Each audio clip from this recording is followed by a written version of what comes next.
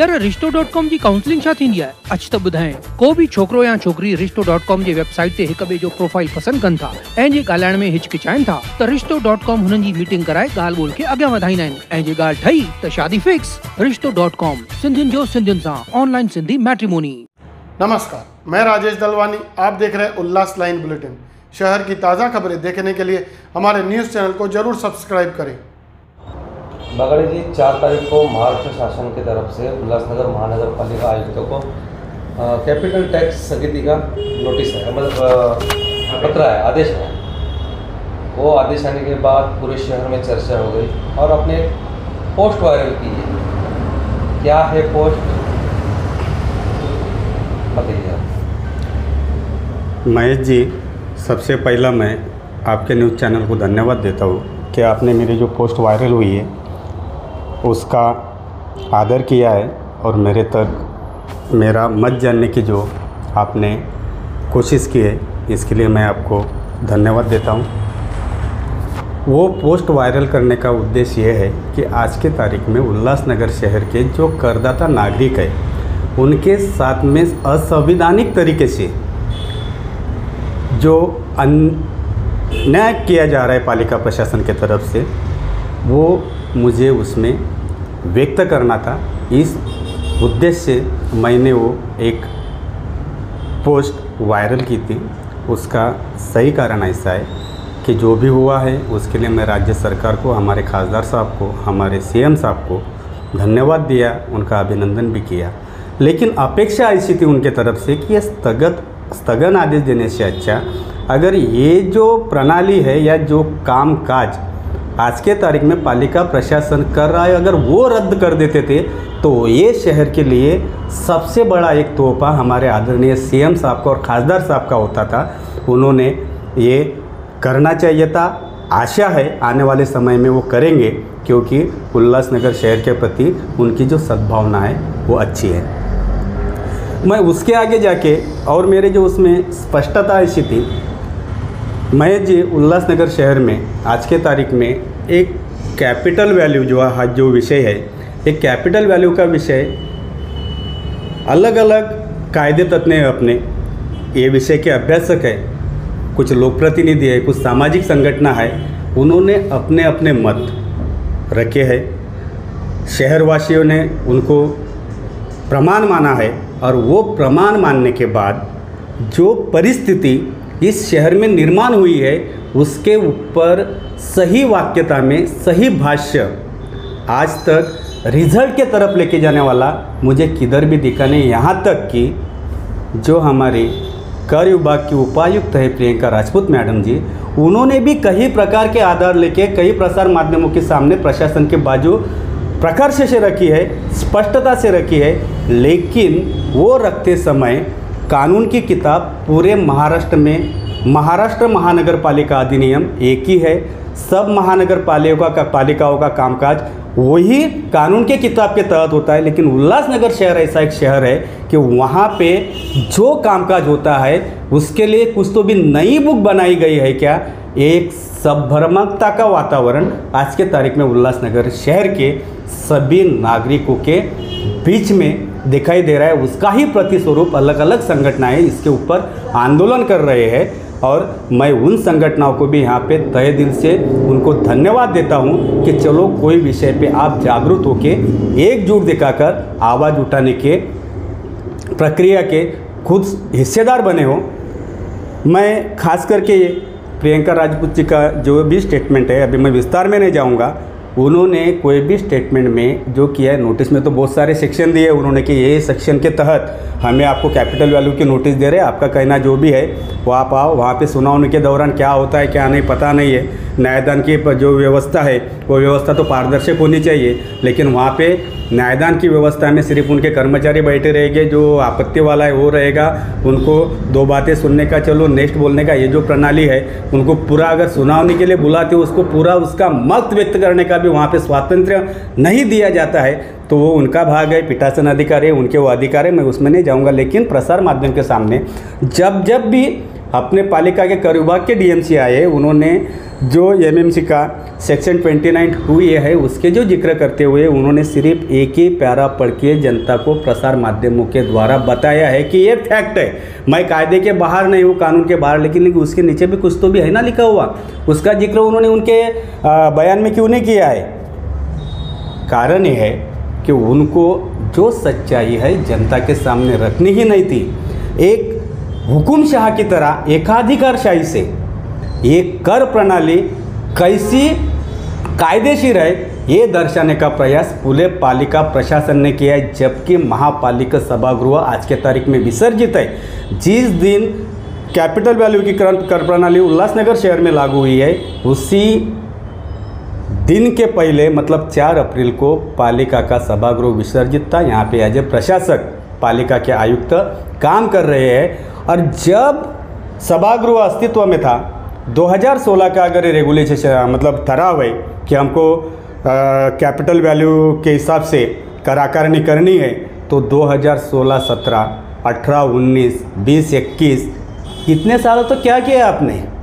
इस दौरान कितने सारे कमिश्नर पालिका में आईएएस दर्जा के आए, उनके सामने ये सब बातें आई नहीं रहेगी, क्योंकि कोई भी नए कमिश्नर आते हैं तो सबसे पहला सब विभागवार बैठक लेते हैं, वो काम विभाग का कामकाज जानते हैं, वहाँ की प्रणाली जानते हैं, वहाँ के कर्मचारी क्या काम करते हैं उसके बारे में सब ब्यौरा लेते हैं और किस प्रकार के काम होने चाहिए ये नीति का चयन वो विभागवार बैठक में होता है। उस वक्त कोई भी डीएमसी ने कोई भी कर विभाग के कर्मचारी ने ये जिक्र जितने भी 2016 के बाद पालिका में आयुक्त आईएएस दर्जा क्या है उनके सामने जिक्र हुआ नहीं रहेगा कि भाई उल्लासनगर शहर में हमने 2016 से महासभा का ठराव पारित किया और उसके आधार पे हमको कैपिटल वैल्यू के हिसाब से टैक्स वसूलने हैं। आपने एक्शन क्यों नहीं लिया है? ना कि एक्शन तो लिया ही नहीं है, लेकिन जनता से पैसा वसूल करने के लिए महासभा में ठराव लाके अभय योजना दो, इतना कंसेशन दो, वो दो, जो बकाया है वो भरो, करंट टैक्स भरो।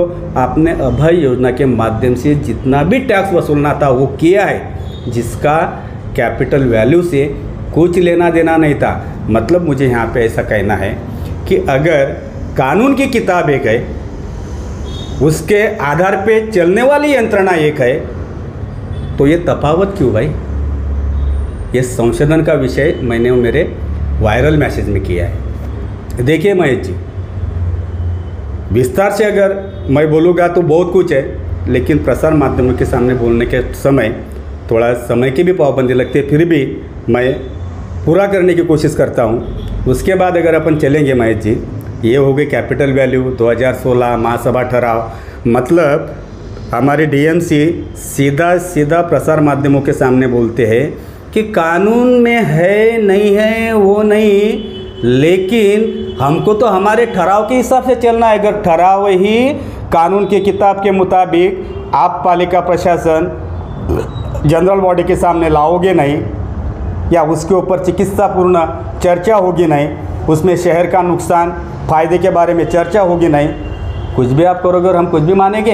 ये कहा हम कैपिटल वैल्यू के विरोध में नहीं है, हम कैपिटल वैल्यू का समर्थन करते हैं, क्योंकि गंगोत्री साहब के दिशा है शहर का विकास होना चाहिए, और शहर विकास के लिए अगर निधि रहेगी, अर्थसत्ता रहेगी तो शहर का विकास होगा।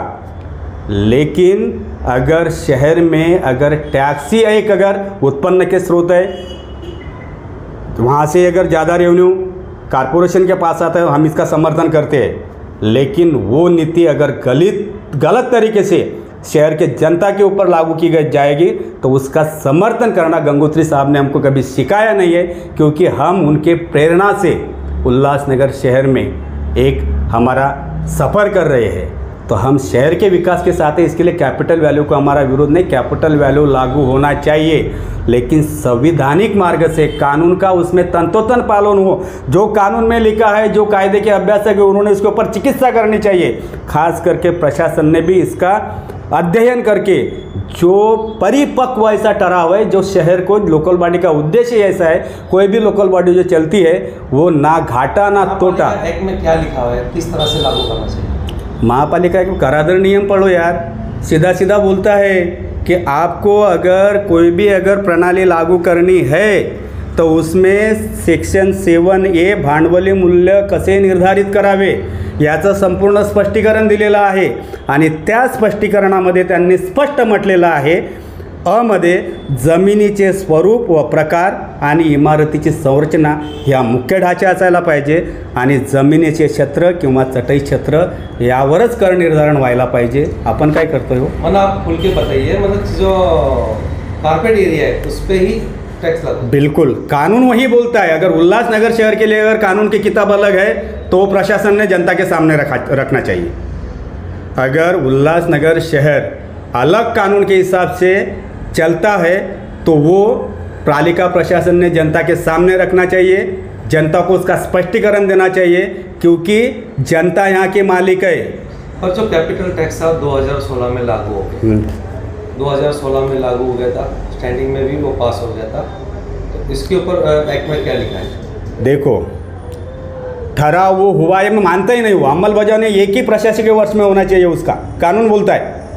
अगर आप कोई भी ऐसा अगर ठहराव करते हो तो वो ठहराव की अमलबजावनी कौन से हिसाब से होनी चाहिए, ठहराव कैसा होना चाहिए, क्यों करना चाहिए, इसका सविस्तर स्पष्टीकरण कानून में लिखा गया है। वो कानून जो बोलता है सेक्शन 29(2) क्या बोलता आहे, भांडवली मूल्यावरील मालमत्ता कराच्या बाबतीत संक्रमणकालीन तरतुदी कोणत्या आहेत, त्याच्यामध्ये पहिली त्यांनी सांगितली, या अधिनियमाच्या अन्य कोणत्याही तरतुदीमध्ये काहीही अंतर्भूत असले तरी जेथे इमारतीच्या व जमिनीच्या भांडवली मूल्याच्या आधारे शहरातील इमारती व जमिनी यावर मालमत्ता कर बसविण्याच्या पद्धतीचा स्वीकार करण्यासाठी महानगरपालिकेने ठराव संमत केला असेल तेथे ज्या सरकारी वर्षात इमारतीच्या व जमिनीच्या भांडवली मूल्याच्या आधारे असा कर बसविला असेल त्या वर्षात पुढील तरतुदी लागू होतील। कोण्या वर्षात? त्या वर्षात, मतलब जो साल में, वही साल में, मतलब 16 में पास हो गया तो 16 में लगना। आपने अगर 2016 में ठराव लागू किया है तो 2016 में उसकी अमलबजावनी करनी चाहिए, उसी साल में। आप आगे वाले साल में नहीं कर सकता है। वही एक्ट में सेक्शन 2 है, महानगरपालिका ज्या वर्षामध्ये भांडवली मूल्याच्या आधारे इमारती व जमिनीवर मालमत्ता कर बसविण्याचे ठरवेल ते सरकारी वर्ष समाप्त झाल्यावर या कलमाच्या तरतुदी असल्याचे असणं बंधुल कायदा सीच होतो। और 4 तारीख को अभी एक शासन का निर्णय आया है, इसको स्थगिति मिली हुई है, आयुक्त ने भी कहा है इसको रोक दिया गया है। देखो, पर उसमें आमदार का नाम लिखा रहता है और आमदार ने कुछ पत्र पहले दिए। सुनो, मैं इसके ऊपर स्पष्ट रूप से कहता हूँ। इस संदर्भ में उल्लासनगर शहर के कई सामाजिक संगठन, बहुत सारे लोक प्रतिनिधि के द्वारा जनहित याचिका दाखिल की गई थी।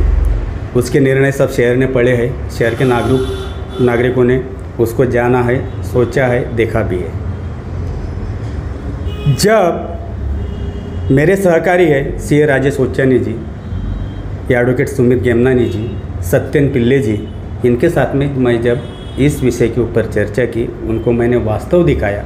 वास्तव के बाद में एक हीरामणि ओचानी का एक ऑब्जेक्शन था, उसके ऊपर जब हेयरिंग के लिए गए, उसके बाद हमने सोचा है कि भाई ये हमारे साथ में अगर ऐसा होता है तो शहर के पूरे नागरिकों के साथ में यही नीति पालिका प्रशासन आज की तारीख में कर रहा है, और ये किधर तो भी ये शहर के लिए, हर नागरिक के लिए धोखा है, घातक विश्वासघात शहर के साथ में हो रहा है।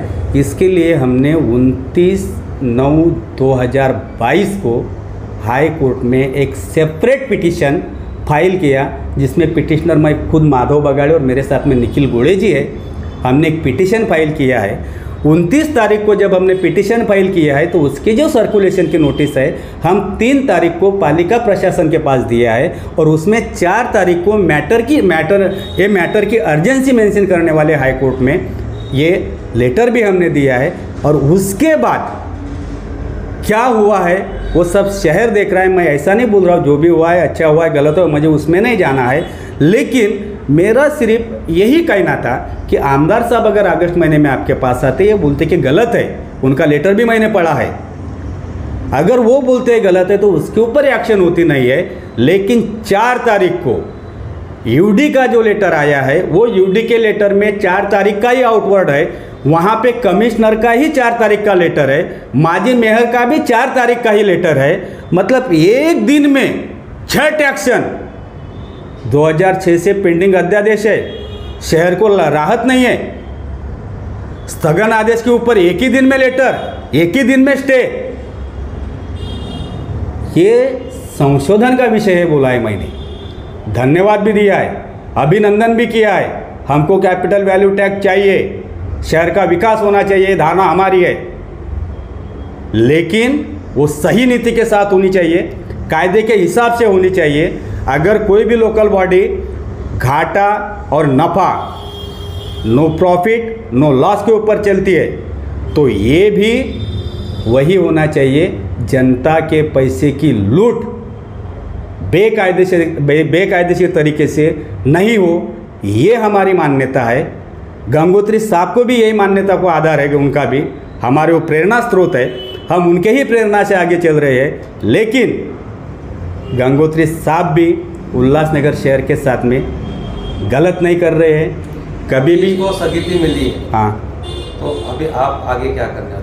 अभी न्यायिक प्रक्रिया में हूँ, न्यायिक प्रक्रिया हम हमारे पक्ष रखेंगे, जो भी होगा वो आने वाला समय अपन को। आपके हिसाब से ये स्थगित नहीं है, रद्द होनी चाहिए? मेरी तो मांग यही है कि जो असंवैधानिक तरीके से, जिसको कानून का आधार ही नहीं है, अर्थहीन है, वो पूरी सिस्टम लागू करो, नए से कर प्रणाली चालू करो। आपको ज़रूरी नहीं है कि अभी वही आधार पे करना है, क्यों कि वो हो गया है, लाइसेंस हो गए वहाँ पे, आपको चलना है, उसके आगे चलना है। नया सभागृह अस्तित्व में आने दो, नए से प्रस्ताव लाओ, चर्चा करो, संवैधानिक ढांचा तैयार करो, उसमें जनता का हित ध्यान में लो, कारपोरेशन का भी हित ध्यान में लो, शहर को विकास की तरफ लेके जाओ। हमारी यही मापक अपेक्षा है। उल्लास लाइन बुलेटिन को सब्सक्राइब करें, बेल आइकॉन दबाएं और देखिए उल्लास लाइन बुलेटिन की न्यूज़ सबसे पहले आपके मोबाइल पर।